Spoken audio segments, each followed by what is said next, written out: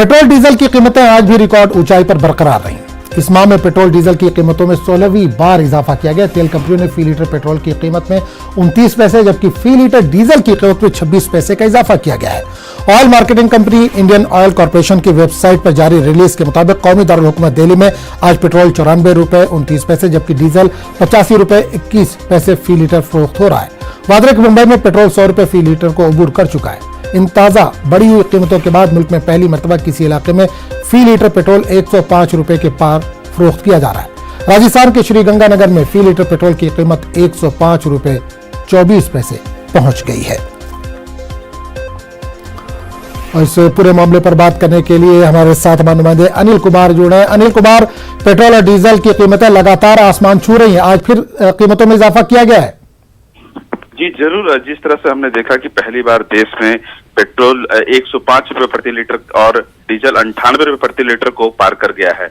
ये जो जिस तरह से हम देख रहे हैं कि अंतर्राष्ट्रीय बाजार में जो क्रूड ऑयल के दाम हैं, खास करके ब्रेंट क्रूड जिसे हम भारत खरीदती है, वो भी लगातार बढ़ता हुआ दिख रहा है, उसका ग्राफ बढ़ता हुआ दिख रहा है। और आज की भाव की अगर बात करें तो 69.08 डॉलर प्रति बैरल के स्तर पर वो कारोबार कर रहा है। वहीं मुद्रा बाजार में डॉलर के मुकाबले रुपया भी 72.44 रुपीज के स्तर पर कारोबार कर रहा है, क्योंकि ये दो बड़े फैक्टर्स होते हैं जिसपे पेट्रोल डीजल के दाम निर्धारित करते हैं। और इसके अलावा भी हम देखें कि जो राज्यों में जिस तरह से अगर श्रीगंगानगर की बात करें तो श्रीगंगानगर में भी पेट्रोल के दाम कुछ बढ़े होने के सबसे बड़ी वजह यह है कि श्रीगंगानगर, चूंकि हम सभी जानते हैं कि पाकिस्तान के बॉर्डर के आसपास लगता है, तो ऐसे में वहाँ आसपास कोई डिस्पैच जो डिपो है वो नहीं है।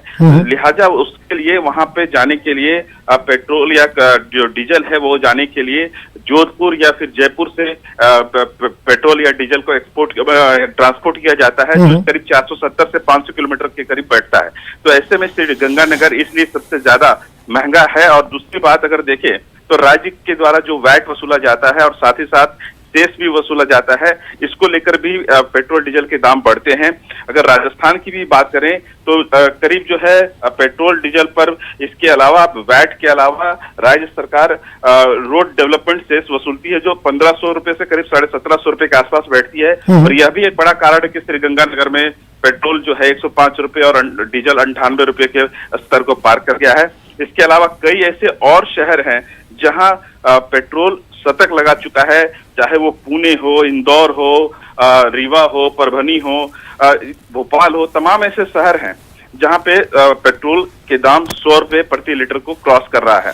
बिल्कुल अनिल, एक चीज ये जानना चाहेंगे, पेट्रोल और डीजल की जब कीमतें बढ़ती हैं तो इसका असर आम जनजीवन पर पड़ता है, चीजें महंगी होती हैं। तो आने वाले दिनों में कुछ राहत मिलती नजर नहीं आ रही है, चीजें और महंगी होती जाएंगी? जी, जिस तरह से हम देख पा रहे हैं कि अंतर्राष्ट्रीय बाजार में क्रूड ऑयल के दाम जो चाल है वो लगातार अपवर्ड है। ऐसे में जो फिलहाल अंतर्राष्ट्रीय बाजार से कोई राहत मिलने की गुंजाइश नहीं है। हाँ, ये जरूर है कि हम घरेलू स्तर पर इसके उपाय किए जा सकते हैं। और सरकार अगर चाहे तो एक्साइज ड्यूटी, केंद्र सरकार अगर चाहे तो एक्साइज ड्यूटी में कटौती कर सकती है, क्योंकि हमने देखा कि 2020 में जब लॉकडाउन की घोषणा की गई थी मार्च 2020 में, उसके बाद से एक्साइज ड्यूटी में काफी बढ़ोतरी की गई। और इसी स्तर पर राज्यों ने भी वैट को अपना बढ़ाया है। और क्योंकि हम सभी जानते हैं कि पेट्रोल डीजल से राज्यों को और केंद्र को एक मोटी कमाई होती है, एड वॉलरम होता है पेट्रोल डीजल पर वैट, तो उसको देखते हुए राज्य सरकारें इसको छोड़ने के लिए बिल्कुल तैयार नहीं है। अब इसका एक ही राहत देखने को लग रहा है कि ये संभव है कि सरकारें टैक्स में कटौती करें, क्योंकि जो एक बड़ा हिस्सा है वो पेट्रोल डीजल पर वो टैक्स कंपोनेंट का आता है। क्योंकि हम जानते हैं कि कच्चे तेल को रिफाइन करने, रिफाइनरी का मार्जिन, तेल कंपनी का मार्जिन, लॉजिस्टिक, माल भाड़ा, ये सब मिलाकर बहुत मामूली खर्च बैठता है। लेकिन सबसे बड़ा कंपोनेंट होता है 50 से 60% के बीच का कंपोनेंट, वो केवल टैक्स का होता है, जिसे राज्य सरकार और केंद्र सरकार वसूलती है। जी चलिए अनिल, बहुत बहुत शुक्रिया इस तमाम जानकारी के लिए।